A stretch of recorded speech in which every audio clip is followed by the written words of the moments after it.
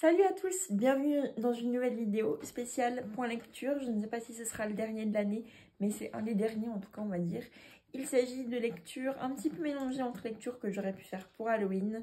Il y a du thème marin aussi et il y a de la réécriture de contes.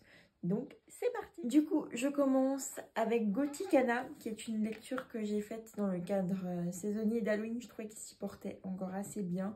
D'autant plus là on est encore un peu en automne, donc j'ai une histoire qui pourrait très bien convenir à cette période. Donc il s'agit de Gothicana, écrit par Runix, publié chez la collection Hugo et H. On va suivre Corvina, une jeune fille qui arrive dans une nouvelle école. Elle a un passif familial assez compliqué, une vie pas toute simple, bref, je vous laisserai découvrir.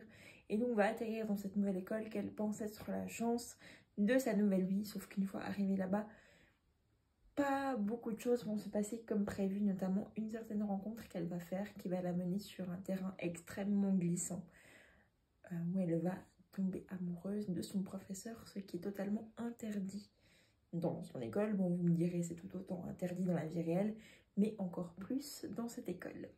Va-t-elle du coup franchir cette fameuse ligne du bien et du mal ? J'ai un avis mitigé sur cette lecture. Autant j'ai beaucoup aimé au niveau de l'ambiance, même si j'ai pas pu y être à fond autant que je l'aurais voulu à cause de mon déménagement, mais j'aimais beaucoup l'ambiance à chaque fois que j'y retournais. Malgré tout, par contre, le côté romance beaucoup trop spicy, d'autant plus qu'on est sur une relation prof-élève. Franchement, ça paraît chouette à lire, mais c'est assez hardcore, quoi. Donc si vous avez moins de 18 ans, en tout cas, je vous la déconseille. Si vous êtes une âme sensible qui n'êtes pas trop fan du spicy, c'est pas trop une lecture faite pour vous. Par contre, si vous avez cet âge requis, donc minimum 18 ans, et que ça pourrait être votre style, pourquoi pas? Qui suis-je pour vous en empêcher? Je vous donne juste mon avis. Mais en tout cas, pour ma part, je ne la relirai pas. Et évidemment, du coup, je la conseillerais pas à un trop jeune public, mais je ne veux pas vous empêcher non plus. On poursuit avec une réécriture d'Alice au Pays des Merveilles. Donc il s'agit d'un twisted tale sur cette histoire. Un joyeux non-anniversaire, écrit par Liz Braswell, publié chez Hachette Heroes. On va suivre Alice plusieurs années après son premier retour du Pays des Merveilles, qui n'a jamais complètement cessé de penser à cet endroit mystique, farfelu et en même temps merveilleux, et essaye par tous les moyens de trouver un peu des gens, des endroits, des objets qui pourraient lui rappeler cet endroit, et pour aller avec un peu son... pour être en accord, savoir communiquer un peu avec son côté folie des grandeurs, c'est-à-dire essayer de la comprendre, voilà, de faire en sorte de pouvoir interagir avec elle dans quelque chose qui lui plaît. Sa tante décide de lui offrir un appareil photo. Et on est encore à cette époque, je me rappelle plus très bien quel siècle, mais en tout cas dans l'époque où il y a encore les photos à développer, à faire sécher, vous savez, sur les grandes images. Et Alice, en même temps qu'elle est en train du coup au moment où elle est en train de faire sécher quelques images, aperçoit comme réalisation à la place de ses sujets habituels, des gens, des fleurs, que sais-je, que des personnages du Pays des Merveilles qui lui envoient comme un message de secours, avec notamment notre fameuse Marianne, qu'on connaît de prénom dans le dessin animé, mais qu'on ne voit jamais en vrai dans le dessin animé, qui lui écrit un message, en gros, pour venir sauver le Pays des Merveilles qui serait en danger à cause de la Reine de Cœur. Voilà pour ce résumé un petit peu brouillon. Il est vrai que ça fait un moment déjà que j'ai lu cette histoire. Je n'ai pas spécialement accroché de par l'univers qui partait un peu dans tous les sens, bien que très poétique. Je n'ai même pas lu l'entièreté du livre, si je peux être complètement honnête. Je me suis arrêtée à un peu plus d'une centaine de pages de la fin.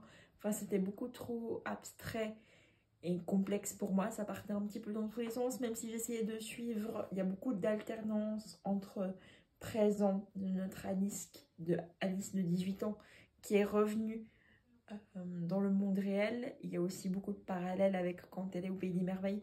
Bref, ça part un peu dans tous les sens.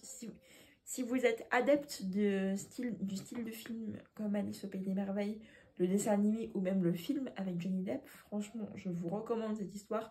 Ça reste un Disney que j'ai trouvé chouette à regarder, mais que je n'ai pas forcément plus apprécié que ça. Et par contre, si vous êtes un peu trop, comment je pourrais dire, un peu trop terre à terre, que vous n'avez pas trop, que vous ne voulez pas trop laisser la place, que vous n'arrivez pas plutôt à ne trop laisser la place à l'absurde, ce n'est pas spécialement fait pour vous. Même si tout simplement vous ne comprenez pas comme moi l'absurde, parce que même si j'adore le fantastique et tout, ça ne veut pas dire que j'arrive à comprendre toute forme d'imaginaire. En tout cas, si vous êtes un petit peu plus comme moi, à ne pas très bien comprendre quand ça part un peu dans tous les sens, je ne vous le recommande pas. Par contre, pour les fans, n'hésitez pas, il est vraiment super.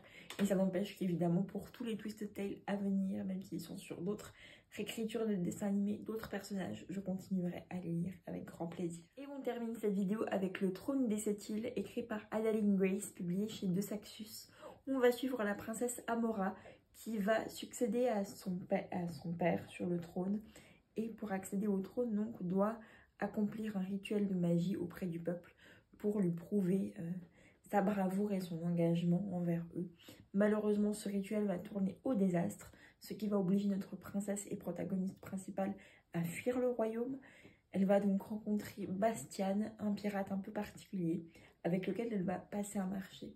Suite à cela, ces deux, plus un passager inattendu, vont devoir voguer à travers les mers pour essayer de sauver ce royaume d'une magie indestructible. C'est tout ce que je peux vous dire pour l'instant sur ce résumé. Je n'ai lu que la moitié du livre, c'est très intéressant, très prenant. Malheureusement, je n'ai pas autant de temps que je souhaite pour le lire. Surtout que ça parle de magie associée aux pierres précieuses. Enfin, c'est vraiment top. La couverture, je ne sais pas si vous le remarquez, est absolument incroyable. Bref, je n'ai que des raisons d'aimer ce livre et pourtant c'est un roman de fantasy, mais que je trouve extrêmement simple à la compréhension, pour autant qu'on soit bien dedans, ce qui n'est pas complètement mon cas. Mais en attendant, il est très simple de compréhension. Les personnages sont très intéressants à suivre. J'aime beaucoup le caractère d'Amora. Bastian, je le trouve très drôle aussi. Il n'a pas sa langue dans sa poche.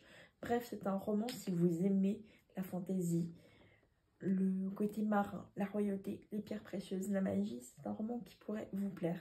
Donc je vous le recommande vivement, en tout cas pour ceux que j'en sais. Et vous aurez un avis final en post sur Instagram quand je l'aurai terminé. Merci beaucoup d'avoir regardé cette vidéo. J'espère que les avis vous ont plu, vous ont aidé pourquoi pas à aiguiller vos prochaines lectures. En attendant, je vous souhaite de très belles fêtes, une très bonne continuation de journée ou de soirée, tout dépend quand vous regardez cette vidéo. Et je vous dis à la prochaine!